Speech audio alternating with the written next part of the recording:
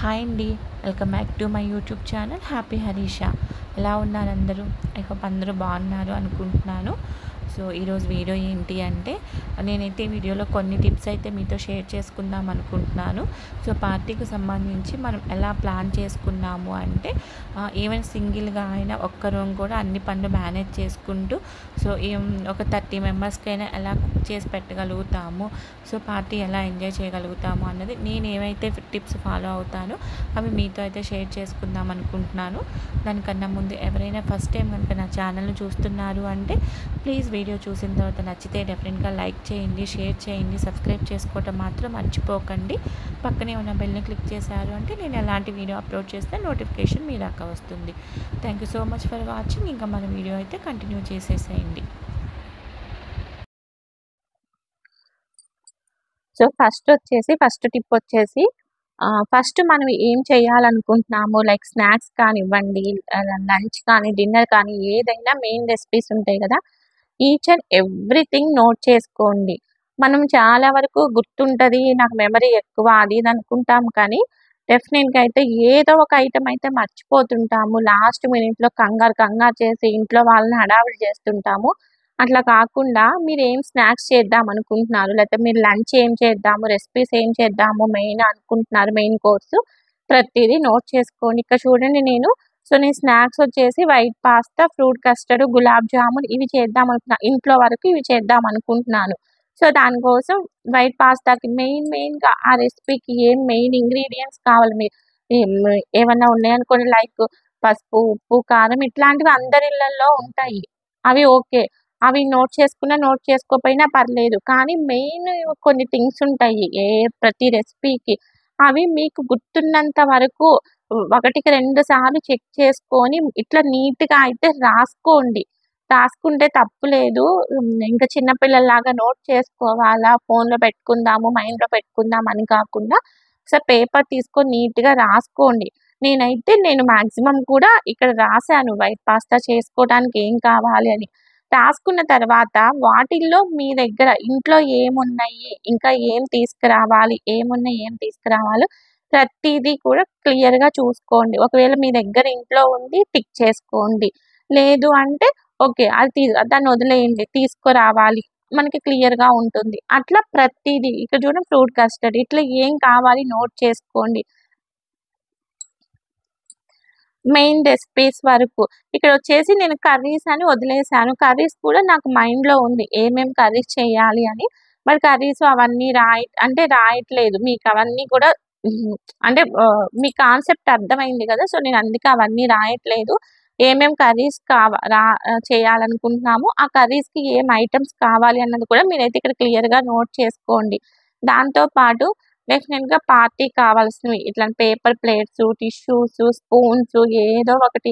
ఇవన్నీ చిన్న పిల్లల్లాగా రాసుకోవాలా హరీష అనకండి. డెఫినిట్‌గా అయితే రాసుకోండి. నేనైతే ఇట్లా నేను ఫాలో అవుతాను కాబట్టి చెప్తున్నాను. ఇలా ప్రిపేర్డ్‌గా చేసుకుంటున్నాము అంటే డెఫినిట్‌గా పార్టీకి అంటే అది పార్టీ చిన్నది అనుకో ప్రతి దానికి మనం క్యాటరింగ్ వాళ్ళ దగ్గరికి వెళ్ళలేము. బయట ఈవెంట్ వాళ్ళకి ఇవ్వలేము. చిన్న చిన్న బర్త్‌డే పార్టీస్ చేసుకుంటుంటాం ఇంట్లో. సో, ఫస్ట్‌ది కొంచెం అట్లాంటివయితే పెద్దగా చేస్తాము. కానీ ఇవి కొంచెం ఎవ్రీ ఇయర్ ఇంట్లో చేసుకునే ఇలాంటి పార్టీస్ ఉంటాయి. సో, ప్రతిసారి క్యాటరింగ్ దగ్గరికెళ్ళకుండా కొంచెం మనం చేసుకుంటే బావుంటుంది. చాలామంది ఎందుకు ఇంత ట్రబులు బయట చాలా అంటే అమౌంట్ ఇస్తే చేస్తారు అనుకోవచ్చు. బట్ నేనైతే పర్సనల్‌గా ఇయర్‌కి ఒక్కసారే కదండీ బర్త్‌డే సెలబ్రేట్ చేసేది వాళ్ళకి. చేసినప్పుడు మనం తృప్తిగా ప్రతీదీ నేనైతే నా నా చేతులతో నేనే చేసుకోవాలి అని అనుకుంటాను.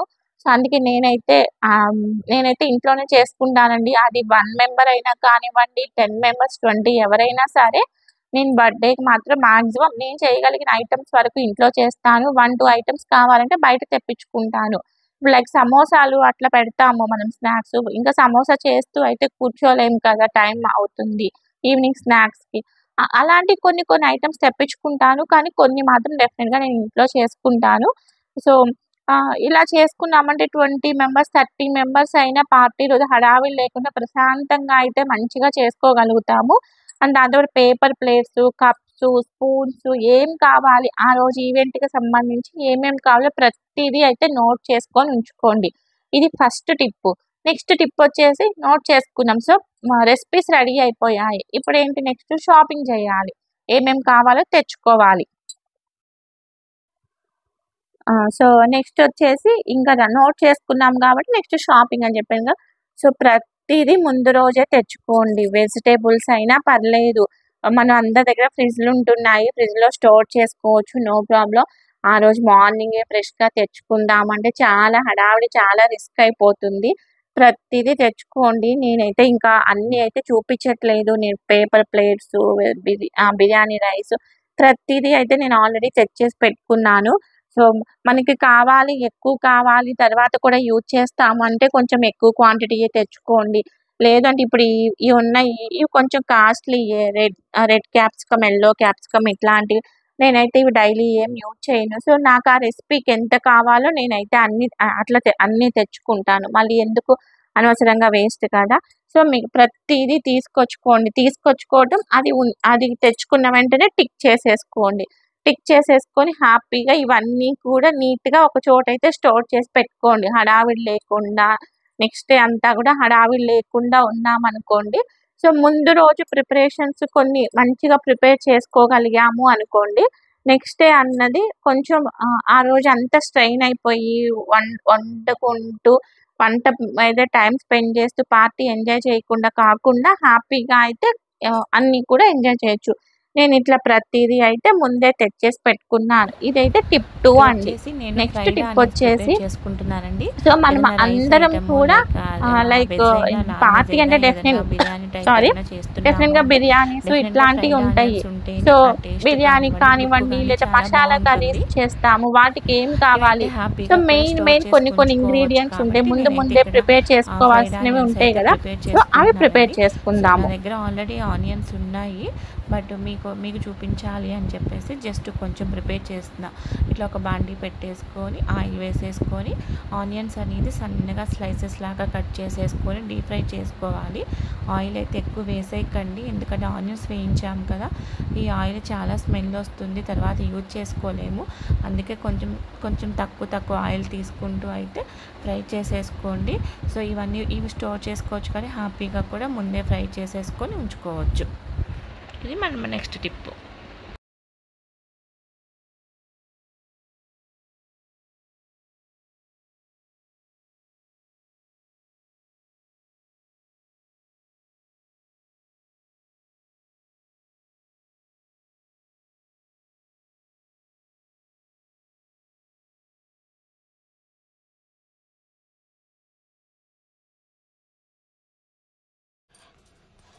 నేను ఇంకా ఏమేమి ప్రిపేర్ చేసుకున్నానో చూపిస్తాను.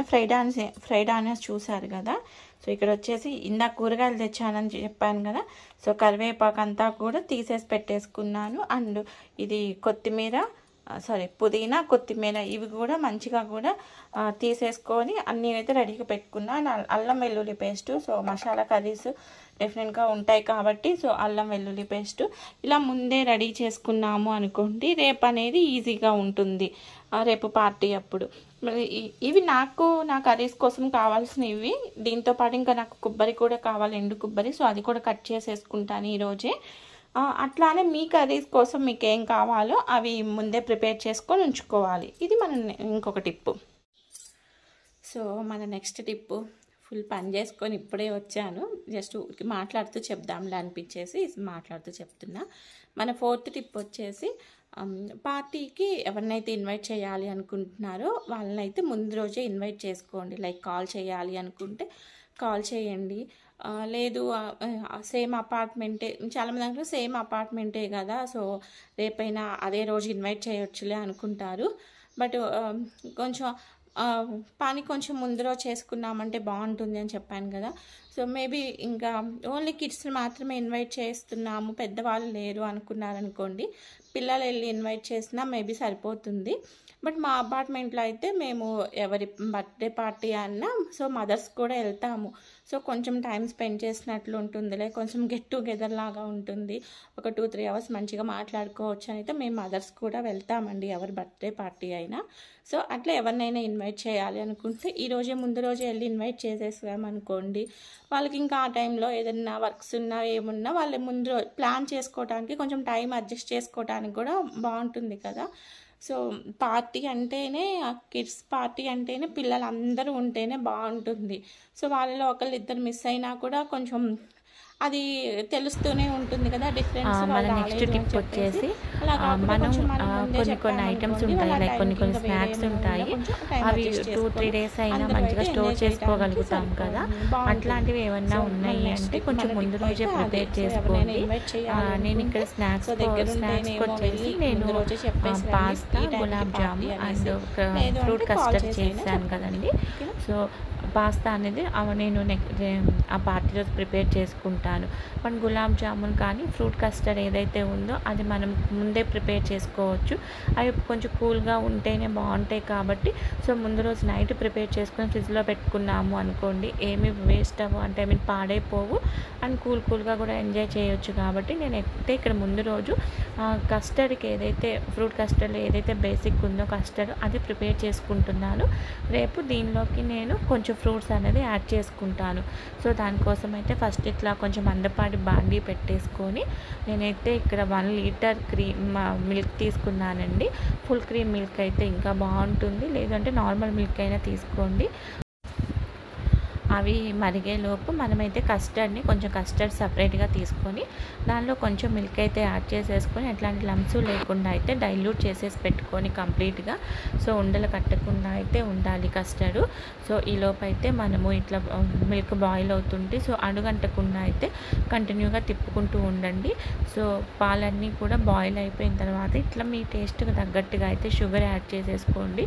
కొంచెం స్వీట్గా ఉండే బాగుంటుంది. మనం ఫ్రూట్స్ కూడా వేస్తాం కాబట్టి ప్లస్ కూల్గా స్వీట్గా ఉండే బాగుంటుంది. సో ఎలాంటి ఉండలు లేకుండా ఉండాలంటే కొంచెం కంటిన్యూగా తిప్పుకుంటూ ఉండండి, లేకపోతే అడుగంటే ఛాన్సెస్ ఉంటుంది. సో తిప్పుకునేటప్పుడు ఇట్లా సైడ్లో ఉన్నటువంటి ఆ మీగడ కూడా మంచిగా లోపలికి అనుకుంటూ అయితే తిప్పుకోండి.